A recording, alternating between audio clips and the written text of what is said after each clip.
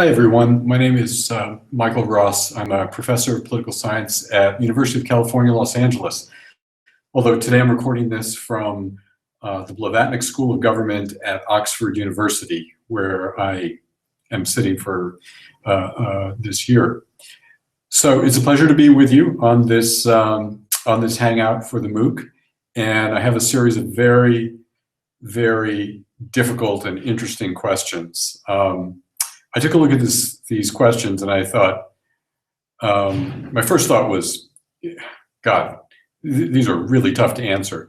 My second thought was, wow, these are really good students. They really know what's going on, because if you go to the kind of to the frontiers of what we know and ask questions about that, that tells me that you already know a great deal to get to that frontier. So you understand some of the key problems that we face in this area. Okay, well, I'm a specialist in the politics of resource-rich countries, so let me start right off. The first question is, please comment on the recent ruling on Dodd-Frank Section 1502 and its potential effects. Let me give you a little bit of background for those of you who don't know about this law. In a 2010 law passed in the United States to reform the banking sector, there were two provisions that had far-reaching effects for extractive industries around the world. One is Section 1504. It's not the one that was asked about, but that section requires companies that are based in the US to disclose publicly how much money they're giving to governments around the world for all the different projects they have. So it's a basic transparency measure. They just have to disclose this information. The second one, Section 1502, is focused on conflict minerals, in particular tin, tungsten, and coltan, and requires that companies that use these materials find some way of certifying that the materials they get aren't from conflict-affected areas. That is, they're not inadvertently buying these minerals from rebel groups that are then turning around and using this money to keep fighting governments and hurting local peoples. Questions about these two provisions, though, are very relevant right now because the Trump administration has taken action against both of them. The 1504 provision, this transparency measure, disclose how much money US-based companies are giving to foreign governments and US government. This was, in effect, rescinded by the US Congress about 3 weeks ago, and President Trump signed the legislation that Congress adopted, and now this whole provision is basically being sent back to the bureaucracy, and it may never emerge. We're not really sure. It's interesting to me that this was such a priority for the oil and gas industry that I think it was the very first legislative action taken by the new administration. It shows just how far some companies will go to avoid transparency and to avoid simply making it publicly known how much money governments are getting from companies. Now, the impact of this is not as great as it could be because many other countries now, perhaps 30 other countries, including basically all of the EU and Canada, have adopted similar laws. And so companies based in those domains, including companies from places like China that are publicly listed on stock exchanges in London, for example, or Paris, or or Canada, those companies are also required to make these disclosures. And these disclosures, in fact, have started to come out.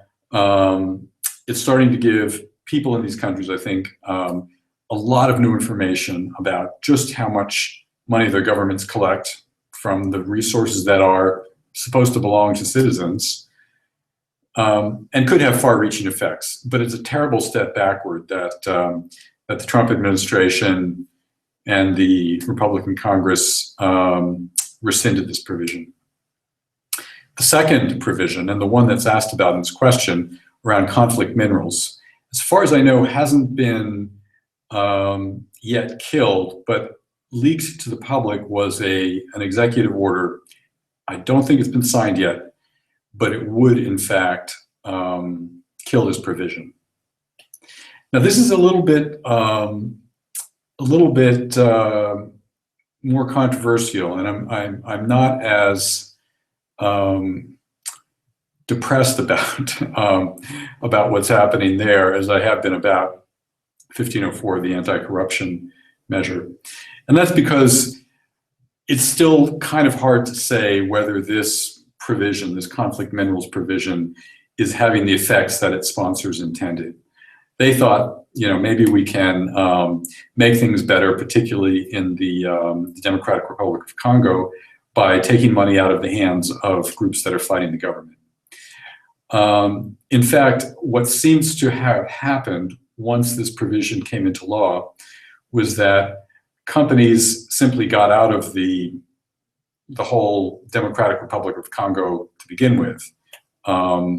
And since it was so hard to certify exactly where their minerals were coming from, and to control that, they just said, let's not deal with these, this part of the DRC. And as a result, prices went down, much less production. I think some of the mines may have closed, or scaled down a lot. And that seems to have hurt a lot of local people, people whose livelihoods depended on those mines. They may have not been living in terribly good conditions, but they were there because they were better off than they could be in other places. And so, so they may not have, 1502, the conflict minerals provision, may not have had the intended effect. And so if it's withdrawn, might not be quite as worrisome as you might initially think. Okay, but we'll see. We'll see what happens. Very difficult to predict. Okay, it's a very long-winded answer to a very good question. The second question asks about mining and the military. So it says, you indicated in your lecture about relationships between the mining industry and military budgets. Improving this phenomenon is critical not only in Africa, but also in other resource-dependent countries. Could you give some examples to learn more about this situation? Okay, really good question. And it's not surprising that you are kind of seeking information about this, because information is really hard to get about these links. The point I think I made briefly in the lecture, and that I've written about elsewhere in my book, is that in many countries, money from the extractive industries that really should be going to the people is siphoned off, often covertly, in secret, by the military. We see this in Russia through a very opaque channel that's very hard to observe. We see it in Iraq. We see it in Venezuela. We see it in Iran. There are many places probably that I don't even know about where this is happening. And it's bad for a number of reasons. It's bad because the money really should be used to improve people's lives, and money that goes to the military often doesn't do that. Might make people in the military corps, the officer corps better off, give them money to buy, more equipment, but not really helping the average person. It's bad because it reduces accountability for the military.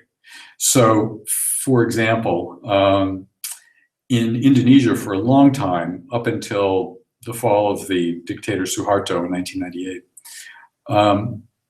the military was this very powerful institution, and it got a large part of its budget, nobody was sure how much, but more than half, from businesses that it owned. Some of it was in the resource sector, some of it was forestry, for example. Some of it came from all kinds of other businesses.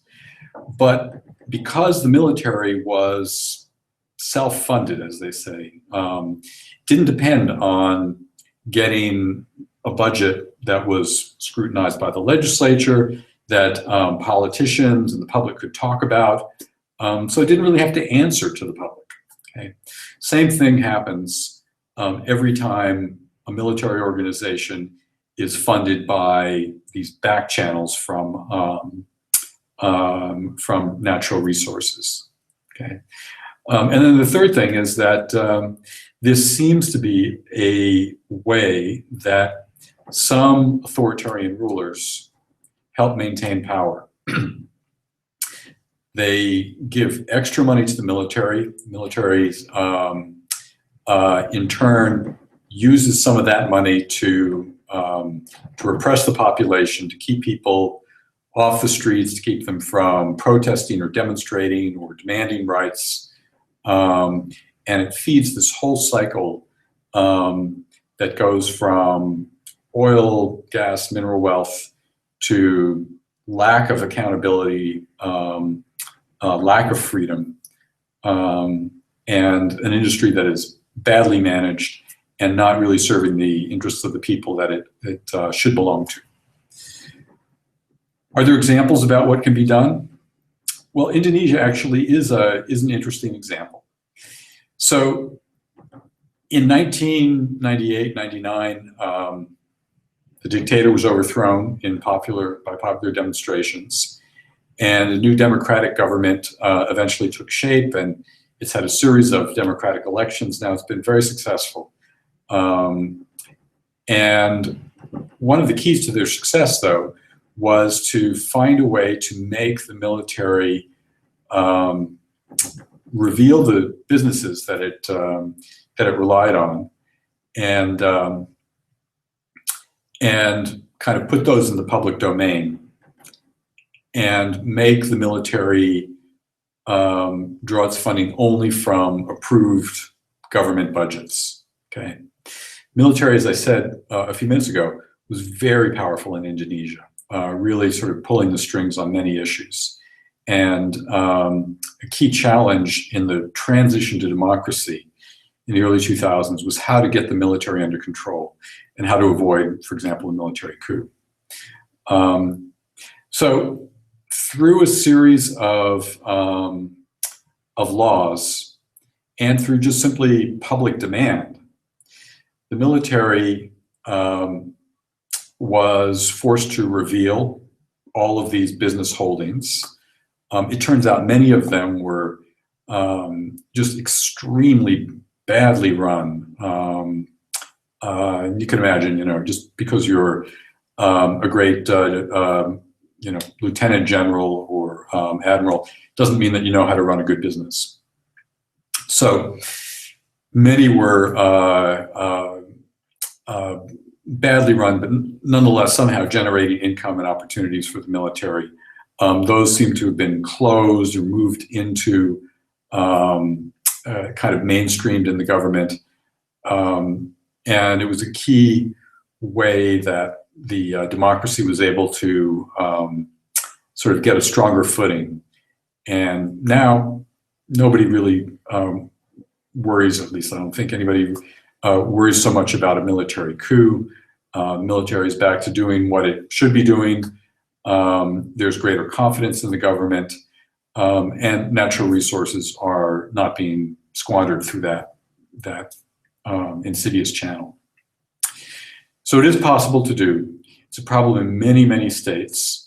A key turning point in Indonesia, and I think in other countries potentially too, is simply transparency. Okay, simply knowing where that money is coming from, where it's going, how much is there, begins to create channels of accountability. Because people intuitively know, I mean, I'm sure, you know, those of you who work in this area know there is a very powerful understanding almost everywhere you go that natural resources belong to people, that people have a right to benefit from these resources, right? And to the extent that they learn that the money is going somewhere else, that it's being, in effect, stolen from them, they're not going to be too happy about it, and they will start to demand reform. Okay. It also makes me especially frustrated that the Trump administration has withdrawn this, or rather killed, at least that, for the time being, that's how it looks. This 1504 transparency provision, but it makes me glad that so much progress has been made in these other 30 countries towards getting companies to publicly disclose what they're paying. Okay, a third question goes to not extractive industries, extractive resources, but so-called common pool resources. That is, renewable resources like forests and fisheries that are susceptible to being overexploited through so-called common pool problems. That is, anybody or many different businesses or people can enter into this domain. They can get a boat and go fishing. They can enter the forests, and they can start to grab the resources for themselves. There isn't any sort of mechanism for ensuring that the use of these resources is done sustainably. Everybody's sort of in it for themselves, and over time you have this what's called tragedy of the commons. Sometimes everybody in this common area is taking as much as they can for themselves, and the whole commons is depleted. So the question states common resources exploited by economic agents when free access is available are bound to disappear because of overexploitation. How can we solve this problem? It's happening practically everywhere. And then the person who wrote the question actually has some good ideas about what can be done. And they ask, could co-administration management tools help ensure resource sustainability? In this management scheme, how can communities get engaged? Okay, this is a great question. And you know, one of those questions that I said is sort of at the frontier of our knowledge. I disagree a little bit that this is when the person asking the question seems to worry that this is inevitable. Okay, because in fact there are many examples around the world of forest areas that have been protected, fisheries that have been protected, common water use has been protected, often by community organizations. Sometimes governments will come in and say, you know, we will manage the solution, we will manage this resource. That fails many, many times because open access resources, by definition, are very, very hard to limit access to. That's why they're called open access, right? Big forest, you can't put up, you know, Donald Trump, you know, his strange imagination aside, you can't put up a wall and keep everybody out of some very large area.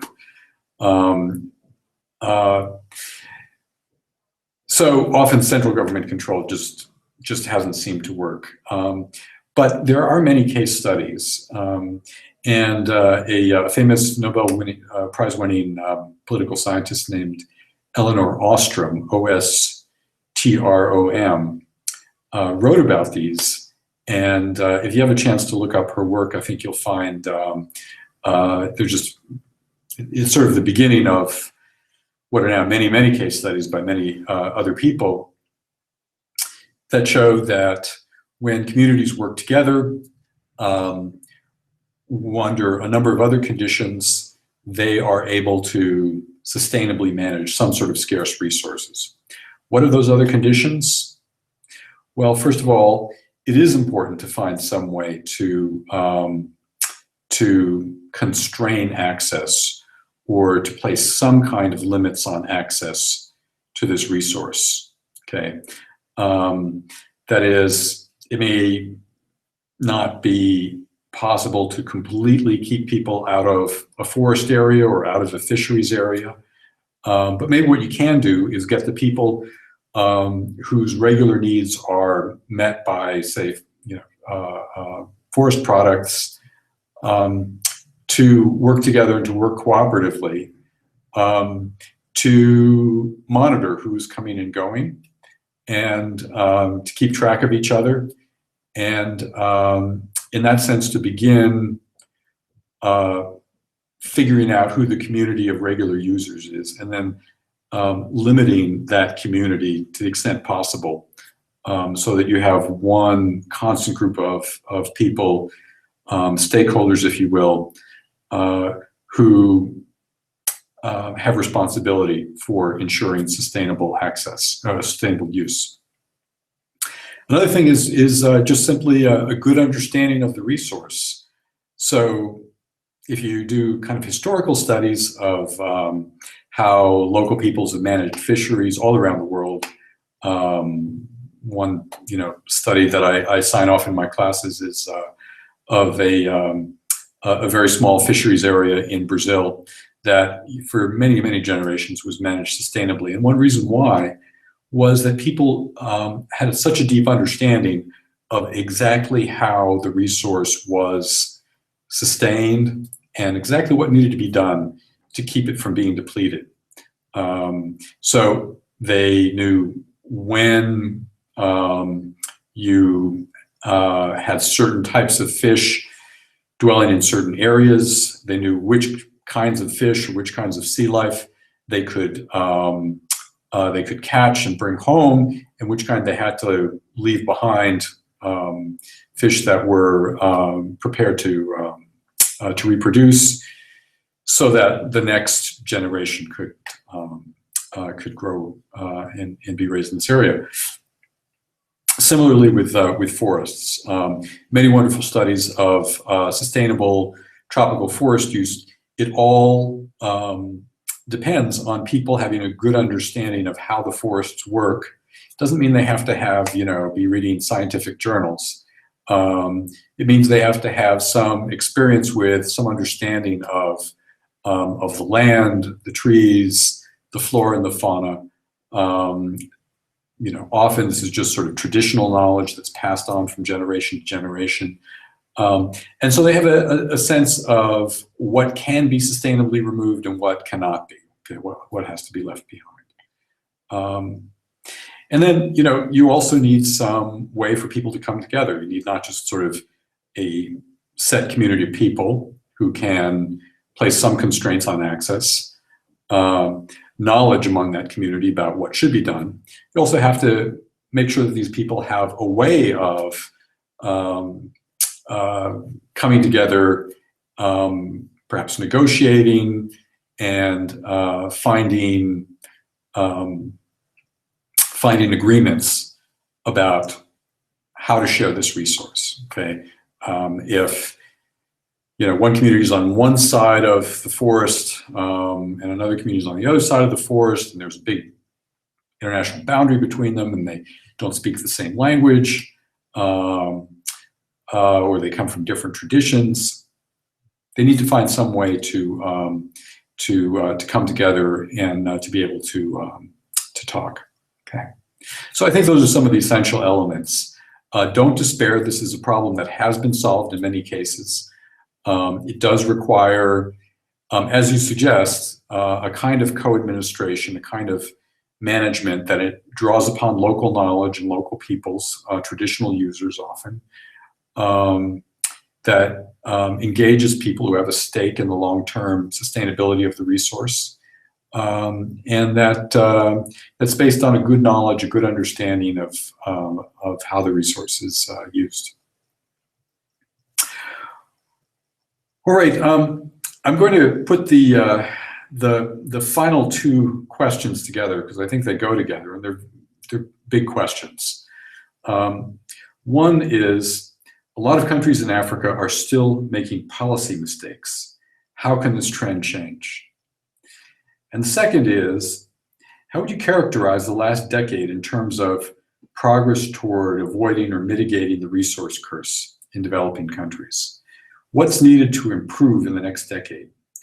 Are there particular examples of success and failure that developing countries should consider? Well, these are big questions, and I'm not really sure I have good answers for them.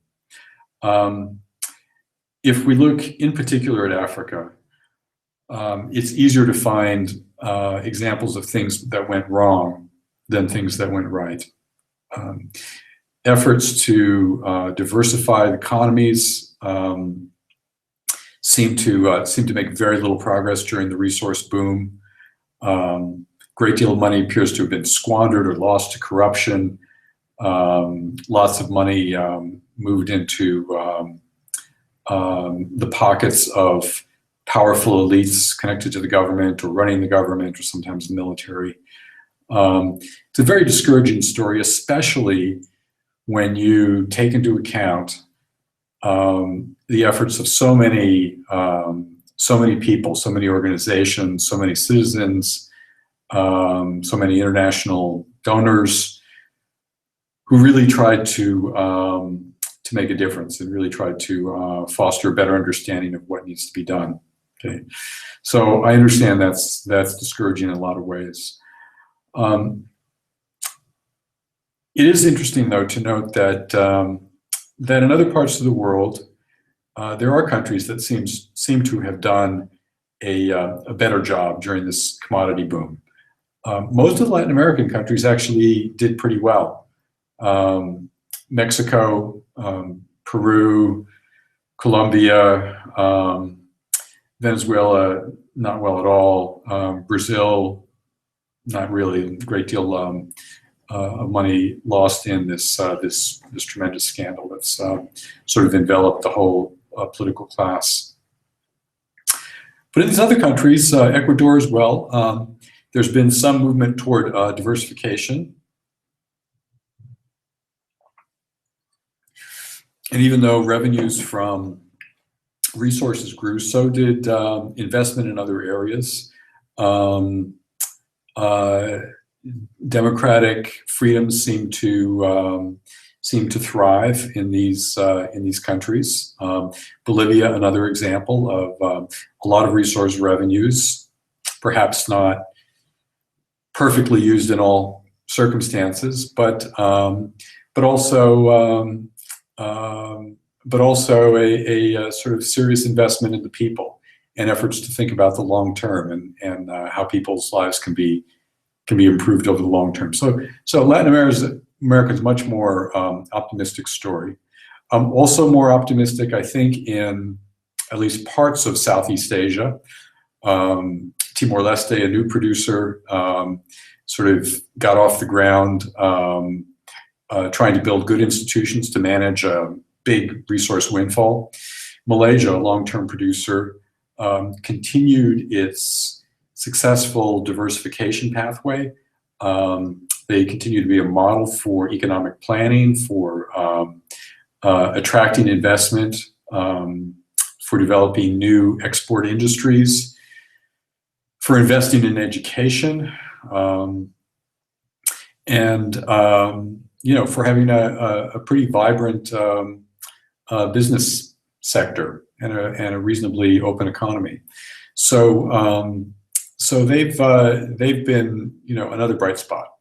Okay, so I'd say that overall, yes, there's some areas that are very that look very the record looks very bleak over the past decade or so. Other areas where it seems that there was quite a bit of learning and quite a bit of improvement. What can be done? What can be done next time? What lessons can be learned? I think one thing that I take away from this sort of contrast between success in some countries, failure in others, is that you need a fairly deep knowledge base in order to get a government that's on the right track. Okay, it's not only a handful of experts. It's not only a handful of organizations. They are necessary. They are the critical first step. They might be the most difficult step, and hence they are especially valuable. But they probably aren't sufficient in themselves to steer the country in the right direction 9 times out of 10. Now, there are cases where it seems a small group of people have been successful in managing resource wealth. In Botswana's case, that's often cited, where really just a handful of smart and far-sighted leaders working closely with tribal leaders put in place a very successful way to manage the country's diamond wealth. You see other places where strong and smart leadership seems to have made a big difference. So it's not true that this is never enough, but I think typically it's not enough. And the countries that seem to have done better during this price cycle are often ones that did pretty badly in earlier price cycles. Okay, and this is actually kind of typical. One part of the world that's often cited as having great institutions for managing resource wealth is Alaska. Okay, big oil producer. They have this so-called permanent fund. It's essentially like a sovereign wealth fund, and every citizen each year gets a dividend from that fund. And that fund is overseen through an independent mechanism. It's protected through the state constitution. It seems very, very successful. If you dig back a little farther into Alaskan history, though, you realize that the reason why this was built, the reason it has all of these kind of smart ways of protecting the integrity of the fund, making it function in this very transparent way, is because Alaska already went through a period from the late 1960s to the late 1970s of receiving a huge windfall. I mean, enormous by any global standard, and squandering the vast majority of it. Okay, so it was only by learning from a particular episode of failure that enough people sort of got smart about what needed to be done, and enough people were willing to support serious reforms. It's not that there weren't smart people during that first period who had good ideas about what to do. In fact, the same people who put in place the reforms after all this first pot of money was squandered, the same people who put in the reforms eventually in the 1980s and 90s were around in the 1970s and saying, guys, we need to do something. We need to protect this money. This is not going to go well. Okay, but it was just a few voices, and not enough people listened to them. Okay, And you actually find this in a lot of countries, a lot of cases, that